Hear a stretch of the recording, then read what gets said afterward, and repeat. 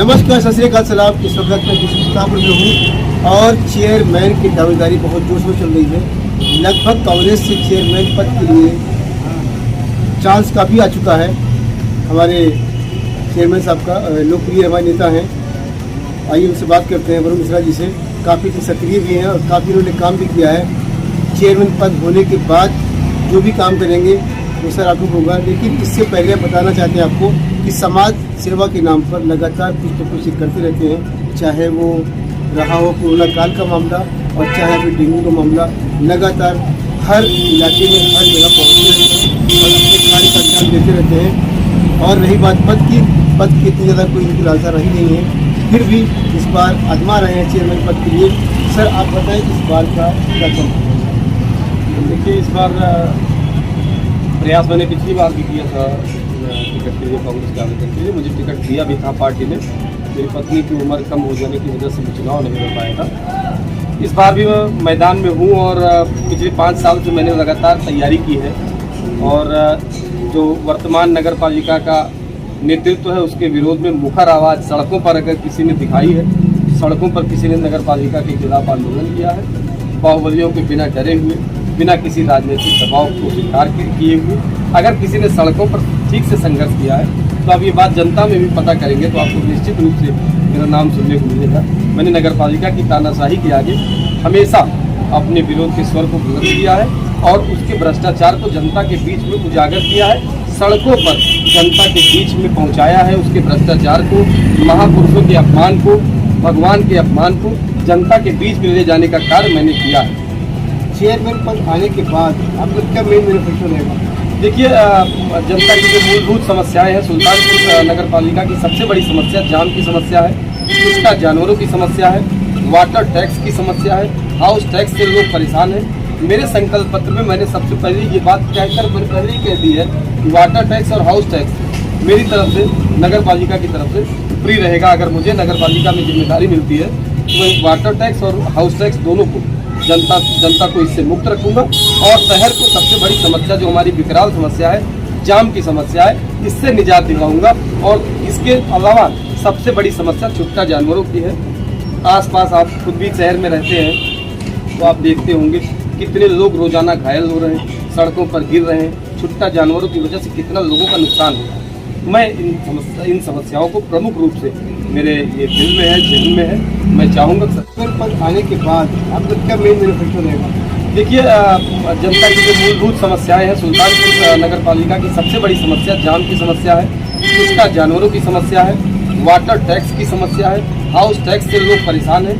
मेरे संकल्प पत्र में मैंने सबसे पहले ये बात कहकर मैंने पहले ही कह दी है कि वाटर टैक्स और हाउस टैक्स मेरी तरफ से, नगर पालिका की तरफ से फ्री रहेगा। अगर मुझे नगर पालिका में जिम्मेदारी मिलती है तो मैं वाटर टैक्स और हाउस टैक्स दोनों को जनता को इससे मुक्त रखूंगा। और शहर को सबसे बड़ी समस्या जो हमारी विकराल समस्या है, जाम की समस्या है, इससे निजात दिलाऊंगा। और इसके अलावा सबसे बड़ी समस्या छुट्टा जानवरों की है। आसपास आप खुद भी शहर में रहते हैं तो आप देखते होंगे कितने लोग रोजाना घायल हो रहे हैं, सड़कों पर गिर रहे हैं। छुट्टा जानवरों की वजह से कितना लोगों का नुकसान हो रहा है। मैं इन समस्याओं को प्रमुख रूप से मेरे ये दिल में है, जहन में है। मैं चाहूँगा सबसे पहली समस्या ये खत्म। कांग्रेस के कार्यकाल में जब से कांग्रेस चल रहा है, लगभग शुरुआत से ही आप जुड़े हुए इसमें, लगभग कैसा लगा आपको पार्टी? देखिए, वैसे तो कांग्रेस पार्टी से मेरा पीढ़ियों का संबंध है। मेरे पर बाबा स्वर्गीय बाबा रामलाल मिश्रा जी अवध में किसान आंदोलन का उन्होंने नेतृत्व किया था। मेरे दादा स्वर्गीय पंडित अमरनाथ मिश्रा जी कांग्रेस के अध्यक्ष थे और 88 में मिनिस्टर भी रहे, दर्जा प्राप्त राज्य मंत्री रहे। मेरी बुआ महिला कांग्रेस की अध्यक्ष रही और मैं NSUI का अध्यक्ष रहा 2009 से 13 तक। उसके बाद यूथ कांग्रेस में रहा। अभी मैं वर्तमान में युवा कांग्रेस का अध्यक्ष हूँ। संघर्षों के लिए मैं जाना चाहता हूँ, संघर्ष जनता के मुद्दों पर हमेशा करता रहता हूँ। जब भी मुझे लगता है कि कोई अन्यायी जनता के खिलाफ अन्याय कर रहा है, जनता के हित के खिलाफ कोई काम कर रहा है, तो मैं उसके विरोध में खड़ा होता हूँ। वो चाहे बाहुबली ही क्यों ना हो, मैं डरता नहीं किसी से। मेरा पूछने मकसद सिर्फ इतना था कि मैं अभी कुछ दिन पहले राजस्थान में जयपुर गया था, जहाँ पर सचिन पायलट वगैरह बैठे चर्चा कर रहे थे। तो जब नाम सुल्तानपुर का आया तो वहाँ पर आपका भी नाम आया। कहीं ना कहीं लगता है कि आप लोग चुनाव जुड़े हुए हैं, किसी चर्चा में रहते हैं। देखिए, ये मेरी खुशनसीबी है कि वहाँ तक लोग मुझे जानते हैं और बड़े नेता अगर नाम लेते हैं कार्यकर्ता का, छोटे कार्यकर्ता का, तो उसके लिए इससे बड़ा कोई सम्मान नहीं होता है। मुझे उन्होंने इस सम्मान के काबिल समझा, मैं उनको धन्यवाद देता हूँ आपके माध्यम से।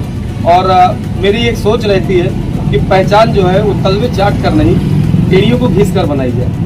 और इसी सिद्धांत पे मैं काम कर रहा हूँ। पिछले कई वर्षों से संघर्षों को मैंने जिया है। जेल, थाने, पुलिस, मुकदमे, इन सब से मैं डरता नहीं हूँ। हमारे ऊपर दर्जन भर से ज़्यादा मुकदमे हैं और कोई आपराधिक मुकदमा नहीं है, सिर्फ राजनीतिक मुकदमे हमारे ऊपर सरकार ने या प्रशासन ने लाद रखे हैं। मैं जानता हूँ कि संघर्ष के राह में वो राह कठिन होती है, उसकी राह में ये बाधाएं। ये बताइए कि किसी ज़माने में राहुल गांधी जी की दादी आपके यहाँ आई थी, वो सब बातें आपको याद है ना? कुछ को नहीं, देखिए उस समय तो मैं पैदा नहीं हुआ था जब इंदिरा जी हमारे घर आई थी। खाली सुना है कि इंदिरा जी हमारे घर आई थी, स्वर्गीय संजय गांधी जी हमारे घर आए थे, स्वर्गीय राजीव गांधी जी हमारे घर आए थे, पंडित नेहरू जी हमारे घर आए थे, ये मैंने सुना है। और मैं चाहता हूँ कि मैं उस परंपरा को आगे बनाए रखूं और गांधी परिवार से मेरा भी जुड़ाव रहे। परिवार निश्चित रूप से गांधी परिवार और मेरा परिवार मैं अलग नहीं मानता हूं। मैं मानता हूं कि राहुल जी मेरे बड़े भाई हैं, प्रियंका जी मेरी दीदी हैं। उसी भावना के साथ मैं कांग्रेस में काम करता हूं। तो कोई राजनीतिक हित साधने की आवश्यकता यहाँ नहीं है, बस एक इमोशनल अटैचमेंट है, वो जारी रहेगा। आज 14 नवंबर है, नेहरू जी का बाल दिवस है। देखिए, नेहरू जी का सबसे बड़ा उद्देश्य ये था कि भारत को आधुनिक कैसे बनाया जाए, और आधुनिकता की राह में भारत आज बहुत आगे है। आधुनिकता की नींव, अगर कोई आधुनिक भारत की नींव किसी नेता ने रखी थी, वो स्वर्गीय पंडित नेहरू थे। नेहरू जी को आज जितना भी लोग भारतीय जनता पार्टी इसी के लिए जानी ही जाती है, उसकी सुबह और शाम नेहरू जी के पूछते ही बीतती है। लेकिन सत्य यह है कि अगर नेहरू जी नहीं होते तो कश्मीर पाकिस्तान का हिस्सा होता, नेहरू जी नहीं होते तो भारत में आधुनिकता का कवर नहीं आता, नेहरू जी नहीं होते तो आज शायद भारत इकट्ठा भी ना होता। मैं ये मानता हूँ कि नेहरू जी जहाँ भी होंगे उनकी आत्मा हमें देख सुन रही होगी। उनकी सोच को हम नौजवान आगे बढ़ाएंगे। हमेशा कुछ, हर काल में कुछ ना कुछ विपरीत विचारधारा के लोग रहते हैं, लेकिन सत्य यह है कि एक छोटा सा शेर है, मुझे वो याद आया कि बहुत लोग मिल जाएंगे तुमको ऐसे, भले आदमी को बुरा कहने वाले, कोई तुमको पत्थर कहे भी तो क्या, बहुत है तुम्हें देवता कहने वाले। नेहरू जी के मानने वाले बहुत सारे लोग हैं।